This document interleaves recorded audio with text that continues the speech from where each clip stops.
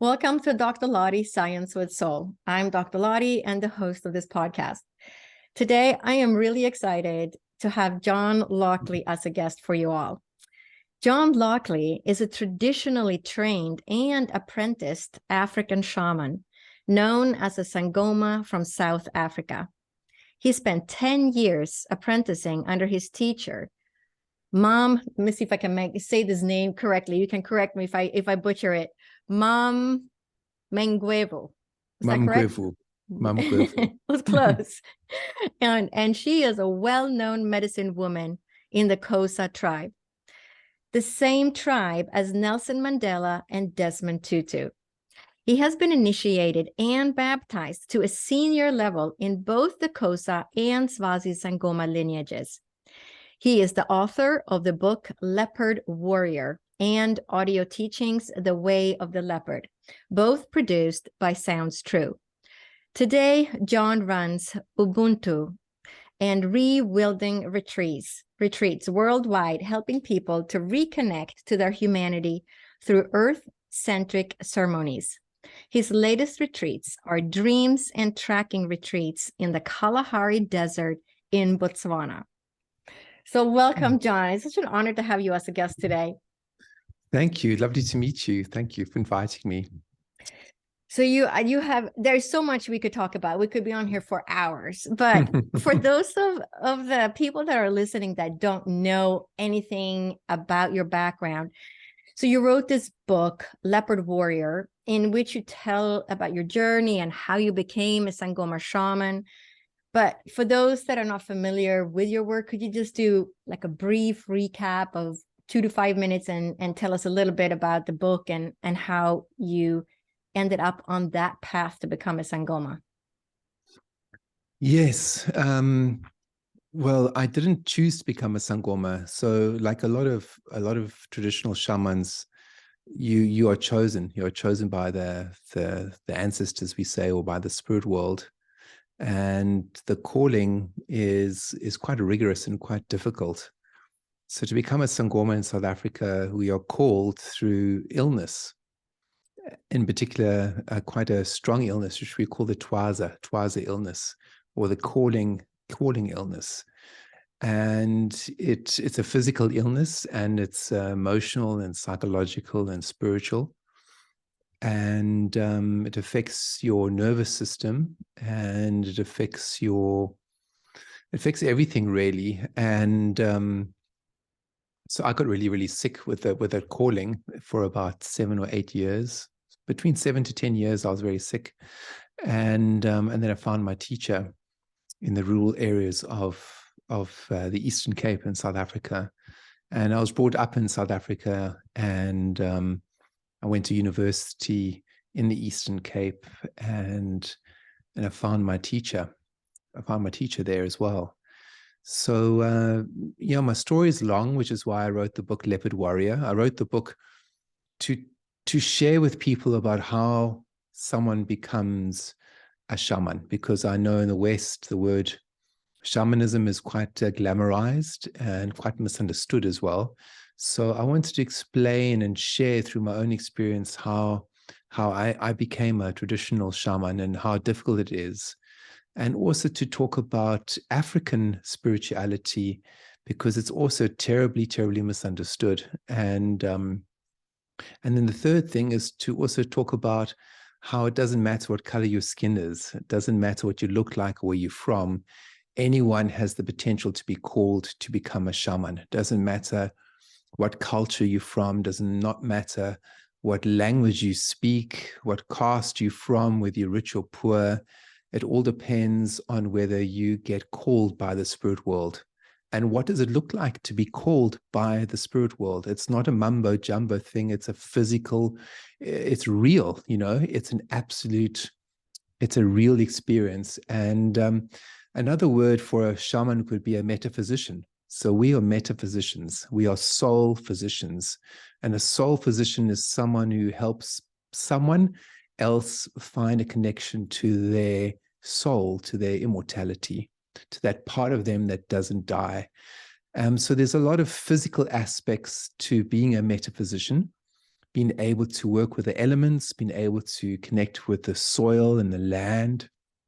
So that's why there's this very strong physical experience of illness in being called, because your whole nervous system gets rewired. It's like you download like 10,000 volts of electricity, and in the beginning your body can't handle it, so you get the shakes and you get very sick.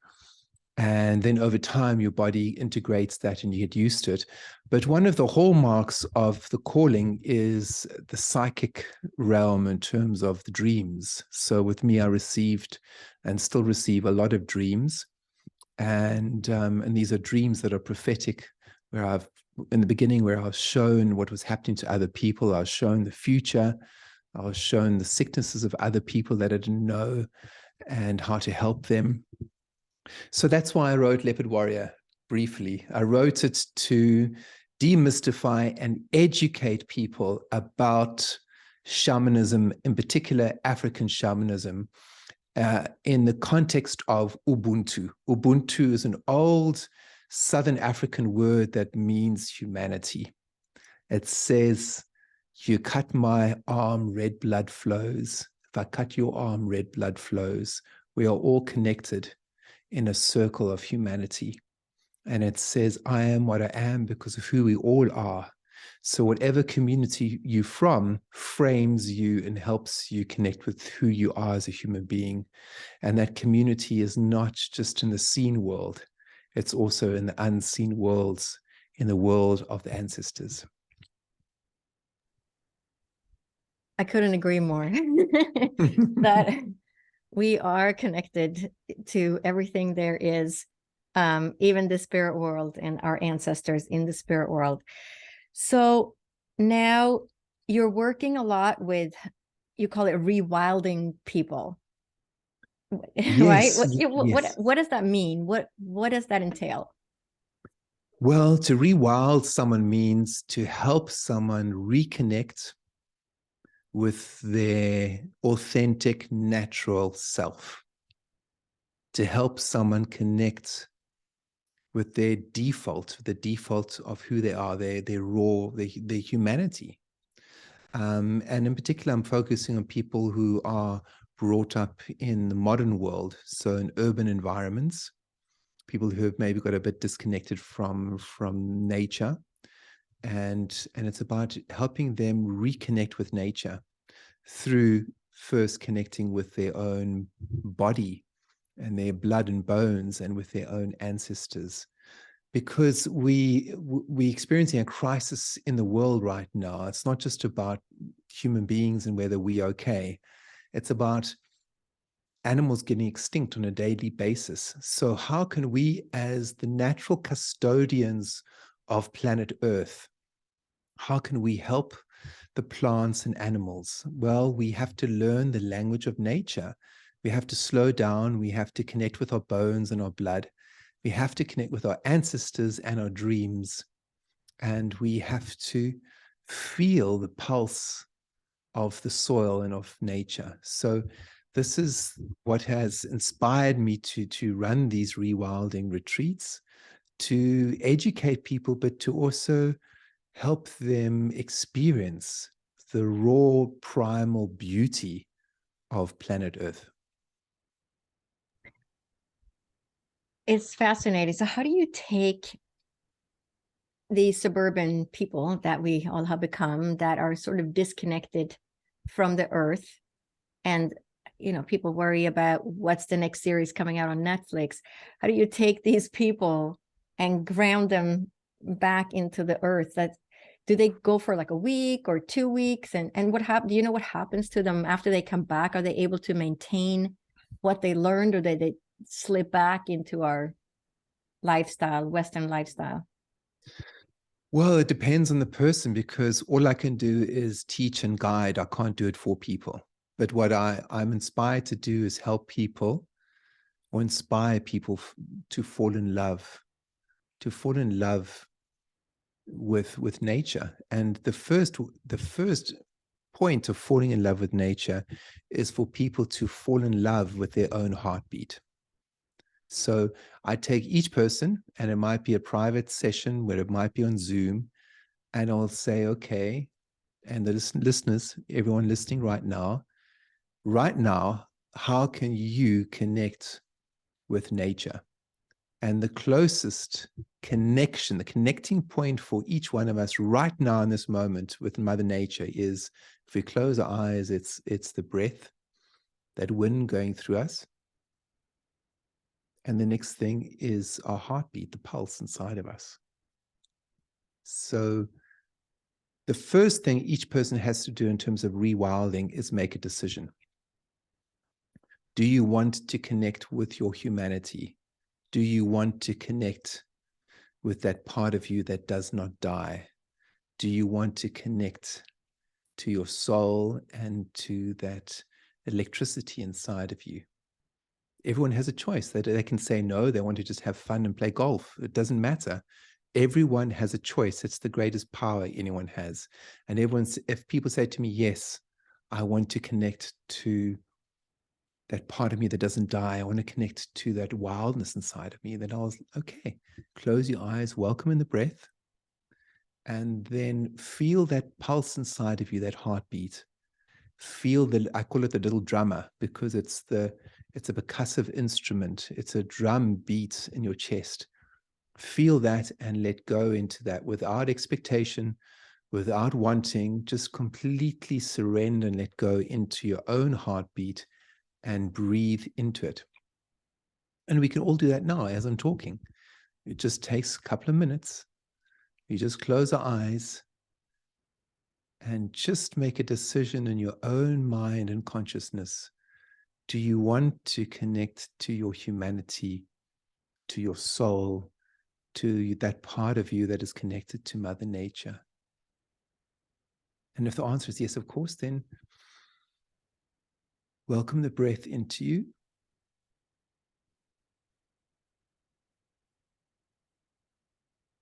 And then feel the pulse in your chest, feel your own heartbeat. Feel the electricity in your own heartbeat. And just feel it and let go into it, surrender to it. And then you might want to do a little prayer and just say, I call on the great mother or the great dreamer or the great mystery, and ask for strength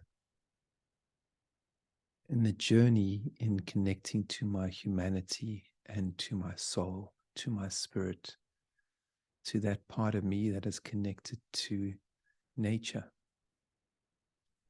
And then let go with that prayer and just feel the pulse of your chest and of your drum, of your heart. And take another breath in and feel and let go.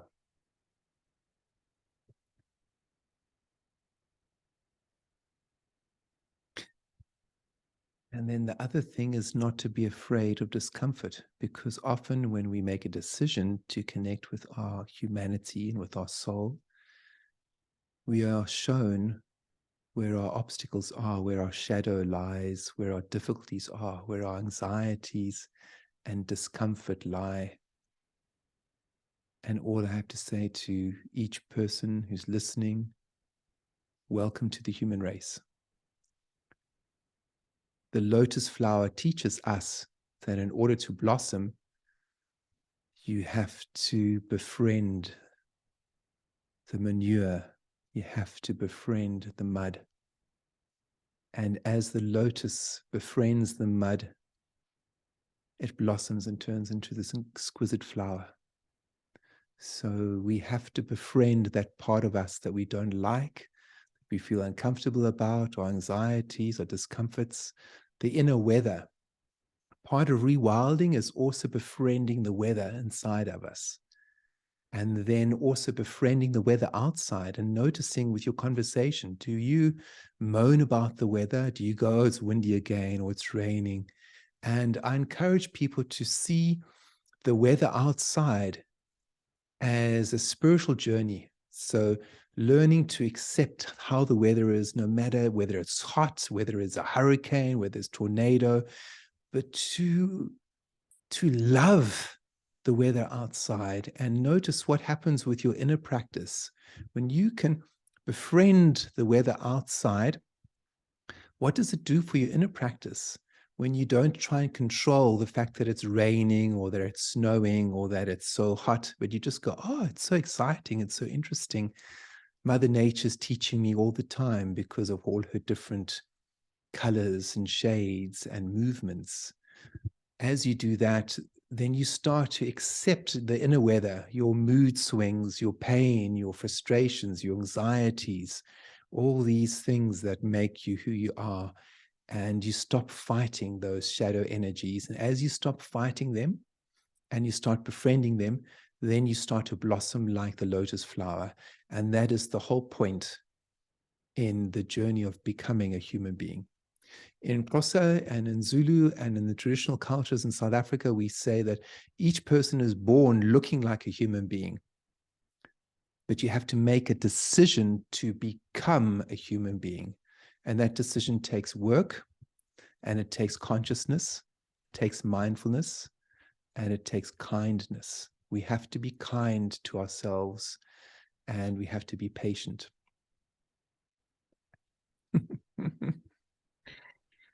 So people who are listening, how can they tune into that and find their calling in life? Well, first would be doing some kind of meditation or introspection like we're discussing now. And then it would be listening to the call of the spirit inside of you. So each person is called. Each person is called, and it's to accept your own calling, is to notice how are you being called. So listening to your dreams, listening to the breath inside of you. And if you feel confused, don't worry. Many people have been confused, and many people will continue to be confused. But this is a journey, and it's the hero's journey. So you have to become the hero of your own story. And to become a hero means that you have to overcome your obstacles. You have to smile at your obstacles and then get off, as I say, get your ass off the grass. So get up and do something. So if you're confused, then do some meditation. If you're confused, then go for a nice walk and listen to your heartbeat and watch the birds. Listen to nature, listen to your breath. If you're confused, watch your dreams, write them down. There's always going to be some aspect of concentration, of discipline, of mindfulness practice in any spiritual practice around the world. For thousands of years, every human being has been called in some way. The most important thing is, how are you being called?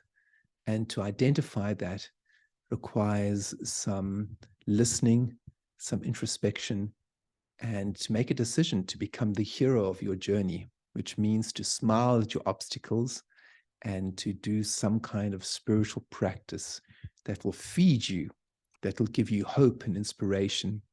And if you don't know what the practice is, then go online and look at people who inspire you, that make you laugh, that make you cry, that touch the deepest part of you. Look at those people and see, how did they do it?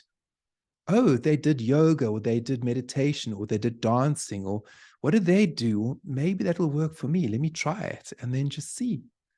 Because you are the hero of your journey, and you have the power and to make any decision that you want to make. And that's the incredible gift of being a human being, is that we have this power of choice. We can make a decision. We can choose to do something or not. It's incredible power. No, it's good, very good advice. I often work with people too, and they'd say, well, I don't really like what I'm doing right now, but I don't know what it is. What am I supposed to do? I don't like my current job, but That is such good advice. You have to reconnect on a deep level and with nature to find that calling. And it takes work. It takes a lot of work to find the calling. It took me years and years, like 12 years to be exact.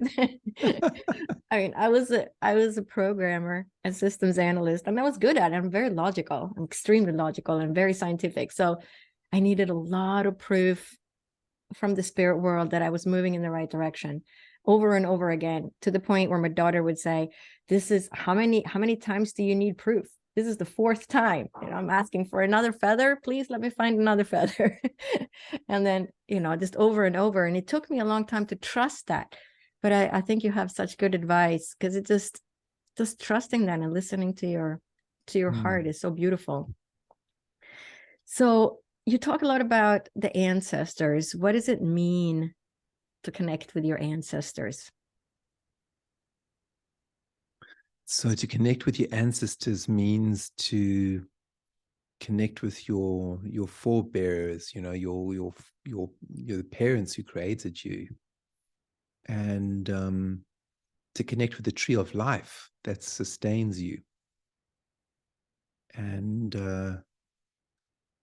it means to just, in a very humble way, honor your forebears, your parents, your parents on your mother's side, and the parents on your father's side, and just to do a silent prayer and just give thanks to them for creating you and for helping to birth you. And as you do that, then you connect to the tree of life of the human race. And it's very, very important, because this is why we have war in the world right now, is because people are not connecting to their humanity. They are not loving their own ancestors and their own people. And what happens with human beings when they don't, they project their own anger, pain, and frustrations onto other people. And this is pure psychology, pure psychology. That stuff that you don't like inside of yourself, you're going to project on the other, those people who look different to you, because you are unhappy somewhere. Somewhere you're out of balance, somewhere you are unhappy. So to change all that and create more healing in the human race, we have to love our own families. It doesn't mean you have to like your ancestors, and it's not about liking or disliking. It's just to do a silent prayer of just saying thank you and I wish you well. It's beyond liking and disliking, good and bad. It's just to show, we say in Xhosa, show two things. We'll say mbeko, which means to show respect for your life, giving thanks. And the other thing we say is to show thobeka. Thobeka means humility, where we are not these isolated individuals where we just dropped in here from outer space. We are connected to a long line of humanity, and that's why we are alive. So to show humility means, okay, I'm here because of these people. I have this color eyes and hair and features because of a long line of other descendants. And I just need to just take a moment and just say, I see you, I honor you, Namago. And then that helps to engender the spirit of thobeka, the spirit of humility, where we are not these arrogant, narcissistic creatures, but rather creatures that are more open and more empathic and more humane.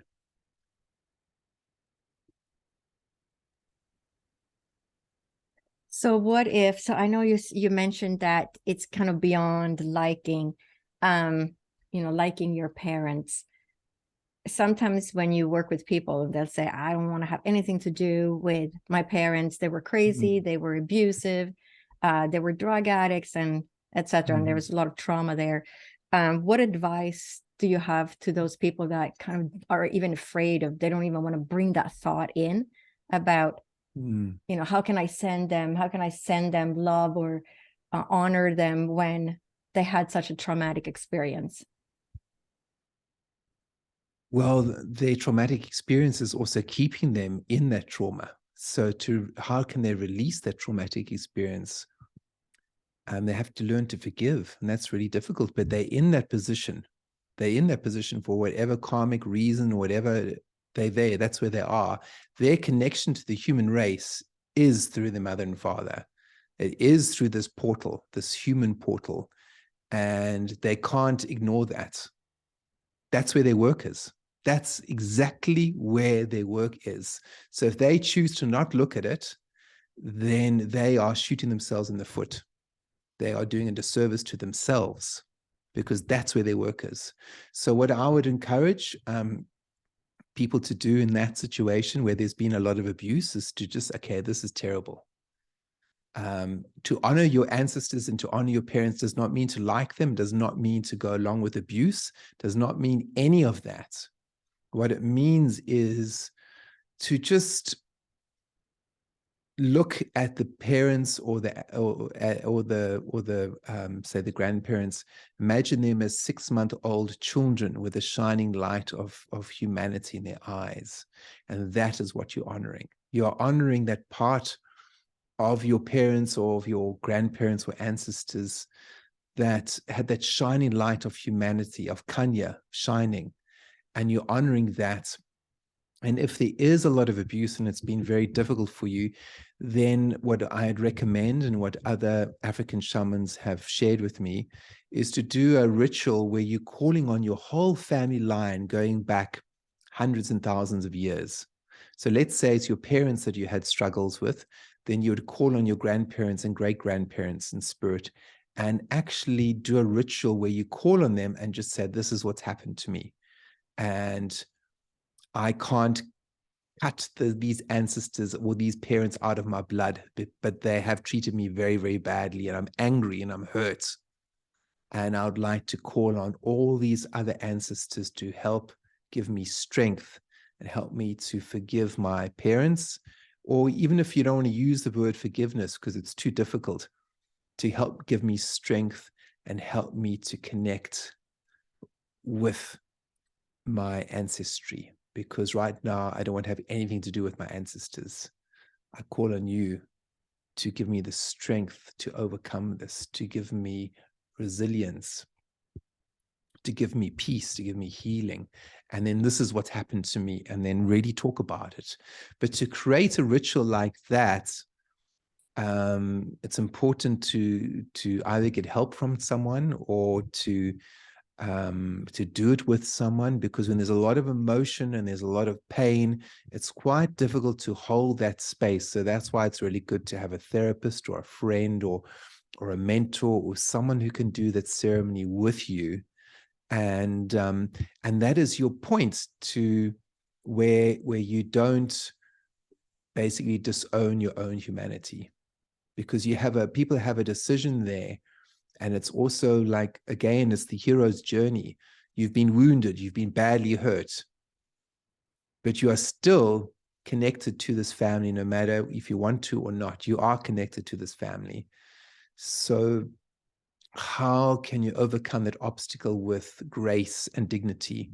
So then you could also call on the Great Spirit, call on the Creator for strength, call on these two family lines and saying, this has happened to me and I was wrong, but I am your child. I'm part of this family. And I'm calling on strength. And I demand you to come and help me and give me strength, and just that prayer and just even expressing that anger and just sitting with that is extremely powerful. And that's why I'm saying if there's been a lot of abuse, it's really helpful to have a therapist or a friend or someone else to sit with you and do that ritual. Yeah, it's very, I just have different words for it, but it's very similar to my own training in ancestral counseling, where when you have a client that's rejecting a parent for whatever reason, they're rejecting them, that pattern that they're rejecting has a tendency to come back into their life and repeat itself. So I was wondering, when you were saying, now if they don't if they can't make amends with their ancestors, it's like they're shooting themselves in the foot. Is it similar the way you see it, that things then repeat in some way? Or what do you mean by they're shooting themselves in the foot? Well, they're doing themselves a disservice, because they're not finding healing that way. Because whatever they do, however they look, they are still part of that family. So for example, there's been a lot of abuse in terms of pioneering families because of coming from Europe, where there was a bloodbath in Europe. And then what did they do? They left Europe and went to America, went to North America. And there was religious persecution, there was famine, there was pestilence, there was war in Europe. And so they left Europe and then they went to, say, the colonies, like where there was South Africa, or they went to the North America, or they went to Australia. But what did they bring with them? They brought that war in their own hearts. And then they projected that war onto native and indigenous groups. And what happened there? Well, the war carried on. How can we stop that war from continuing? We have to do the work on ourselves. So when you look at humanity today, and we still have so much racism and war in the world, what advice would you have to all the listeners? How can we help change that? Love your own family. Love your ancestors. And it doesn't mean liking them. Get over this whole idea of likes and dislikes. Love your own ancestors and just light a candle for them, because that is your connection to the human race.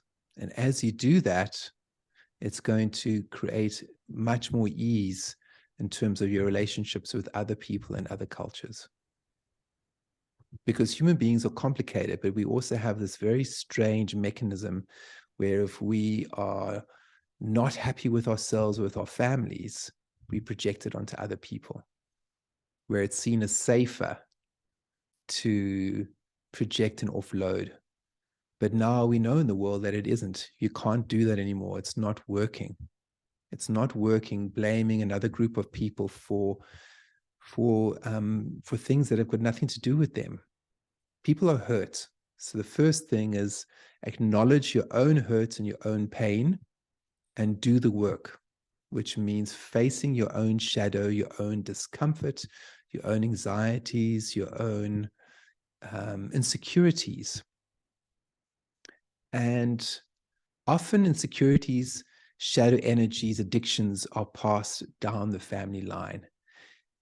Again, if you use the image of the lotus flower only blossoms when it befriends the mud. How can we befriend the mud?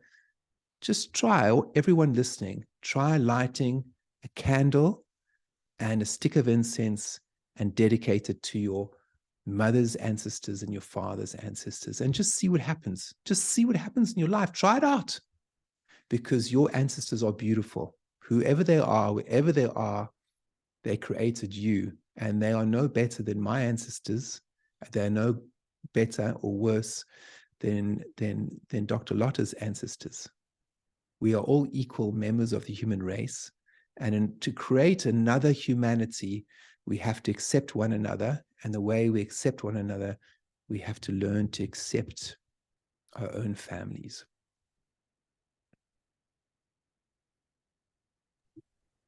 Such good advice. It's just beautiful the way you describe everything. I know we're coming up on a close of this podcast soon, but I wanted you to mention a little bit about, you have upcoming retreats, right, in Africa? Yes. I've got my Dreams and Tracking in the Kalahari, which is in Botswana, coming up in February and March. And I have a couple of places left. So if people feel called, then please reach out or look at my website for an application form. And that retreat, the Dreams and Tracking in the Kalahari, is about rewilding, helping people to connect to their humanity. And it's done in a very gentle way. And people also have an opportunity to walk in the bush. We have 2 hours of walking in the morning every day, and people get to learn the ancient art of tracking, animal tracking. and learning from the animal world, and also learning from the Khoisan, which are one of the oldest living indigenous groups of people in the world. And they will be showing people how to forage for medicinal plants and how to connect with the land. And I have this vision of ancient and modern man sitting around a fire, revisioning our future. And that vision has come to pass because that's what I'm doing. So if you'd like to be part of that vision, then come and join us in the Kalahari. And before we close, I know that you mentioned that you could do a little bit of chanting and let people know what that is all about. Well, a Sangoma means people of the song, of the chant. So we are singing monks, you could say, African dancing and singing monks, because when we dance and sing or we play our drum, we help people to connect to the spirit world. So that's the Sangoma. So I can do a little bit of a chant and help people connect with the wind inside of them. We say umoya, umoya wako, which means the wind inside of you. The wind is your spirit. Umoya is wind, but it also means spirit. It also means soul. And in a nutshell, that's everyone has a responsibility to connect to their own spirit, to their own soul. And if they don't, then there is a mindless energy that permeates the human race. So we all have a responsibility to connect to our soul, but it's a decision we have. No one can force you to.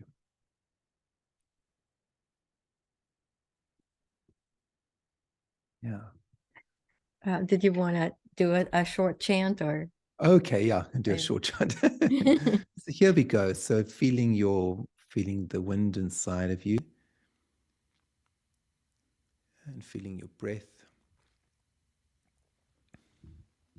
I'll get my rattles.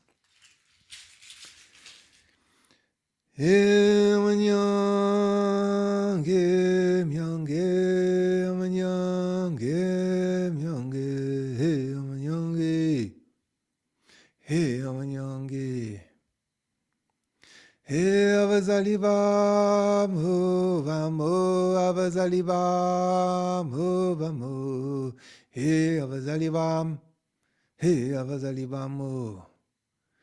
Kama gwini amanyange, kama gwini amanyange, ho amanyange, ho amanyange.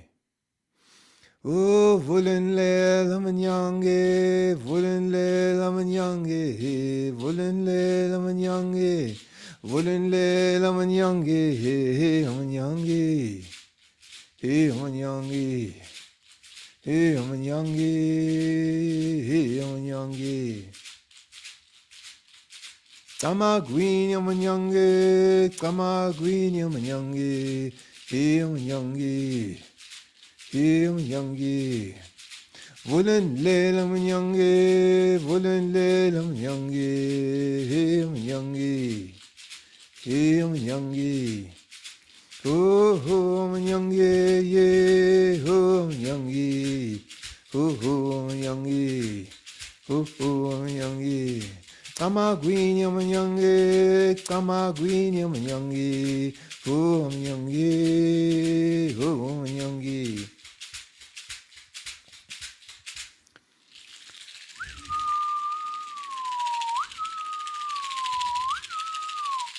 Ay siyabulela manyange noThixo Camagu, vulenlela manyange noThixo Camagu, siyabulela manyange Camagu, oh Nkosi kakhulu manyange Camagu, Camagu. So we say Camagu, which means with reverence, we give thanks to the Great Spirit and our ancestors for this gift of being human, of being a human being. Siti Camagu, we give thanks. Just beautiful. And how can people work with you and learn more about you? Do you have a website? Yes, my website is johnlockley.com. I'm sure it'll be on the notes of this podcast. johnlockley.com, and I do offer mentoring for people looking to connect more with their spiritual practice or with their creativity.